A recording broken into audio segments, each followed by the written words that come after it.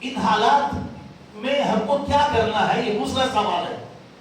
پہلا سوال یہ ہے کہ حالات کیوں بدل رہے ہیں، حالات ایسے کیوں پیدا ہوئے، خوف کا ماحول کیوں پیدا ہو رہا ہے، مسلمانوں کے تعلق سے نفرت کا ماحول جو پیدا ہو رہا ہے، یہ کیوں ہو رہا ہے؟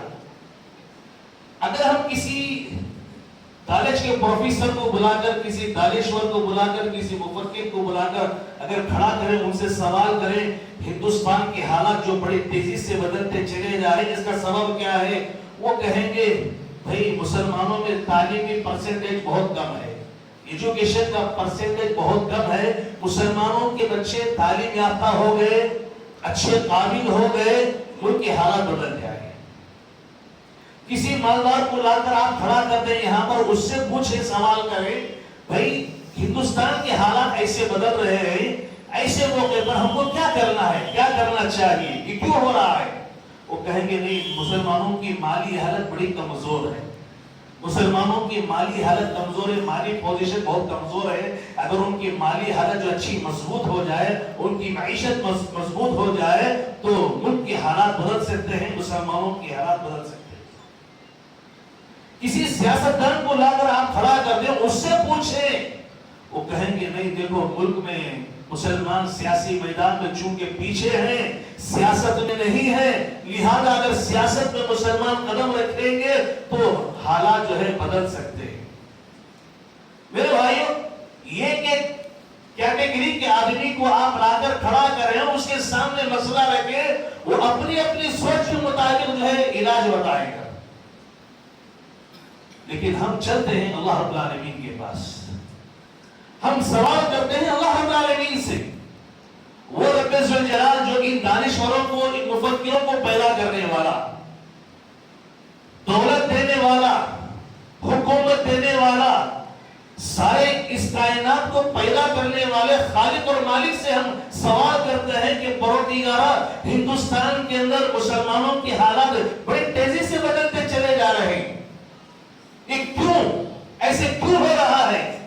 اللہ رب العالمین سے جب ہم سوال کرتے ہیں، اللہ رب العالمین سورۃ الشورى میں ہم کو جواب دیتے ہوئے کہتے ہیں ما اصابکم من مصیبت فبما کسبت ایدیکم، یاد رکھو تم کو کوئی بھی مصیبت آتی ہے، جو پریشانی بھی تم دیکھتے ہو، جو مصیبت بھی تم دیکھتے ہو، یہ تمہاری بدعمالیوں کی وجہ سے،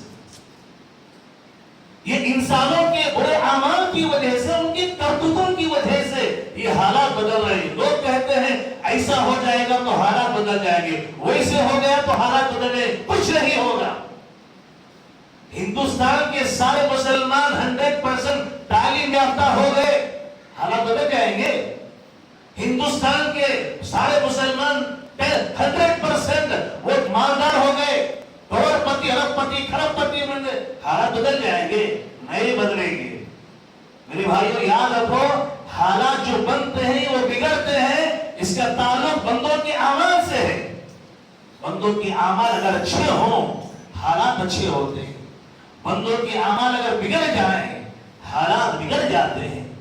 حضرت حسن بصری رحمۃ اللہ علیہ بڑے مشہور داعیے ہیں، ان کے پاس لوگ آئے، حجاج بن یوسف کی شکایت لے کر گئے، حجاج بن یوسف کی شکایت لے کر کے آئے۔ حجاج بن یوسف اسلامی تاریخ کا ظالم حکمران تھا، اس کی ظلم و زیادتی زیادہ ہو گئی تھی، اس کی شکایت لے کر کے حضرت حسن بصری رحمۃ اللہ علیہ کے پاس لوگ آئے اور کہنے لگے کہ حسن بصری کے جو ہے حجاج بن یوسف بہت ظلم کر رہا ہے، بہت زیادتی کر رہا ہے، اس کی شکایت کرنے لگے۔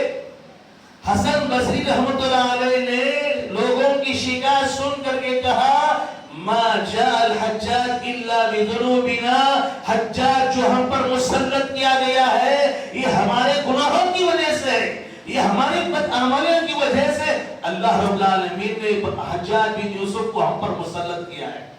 ذرا یہاں رک کر کے ذرا غور کرتے ہیں میرے بھائیو، حسن بصری رحمۃ اللہ علیہ اور اس دور کے مسلمان، یہ کون سا طبقہ ہے؟ یہ کون سا طبقہ ہے؟ پیارے نبی صلی اللہ علیہ وسلم نے فرمایا خیر القرون قرنی ثم الذین یلونہم ثم الذین یلونہم، اللہ کے نبی نے فرمایا سب سے بہترین زمانہ میرا زمانہ ہے، اور اس کے کے بعد والا زمانہ ہے. کس کے صحابہ کے بعد کس کا زمانہ ہے؟ تابعین کا زمانہ ہے. تابعین کے زمانے کی بات ہو رہی ہے. لوگ آ کر کے حسن بصری رحمۃ اللہ علیہ سے شکایت کر رہے ہیں حجاج بن یوسف کی اس دور کی بات رہی ہے. اور آج مسلمان گناہوں کے دلدل میں پھنسا ہوا ہے. سر سے لے کر پیر تک اللہ کی نافرمانی، معصیت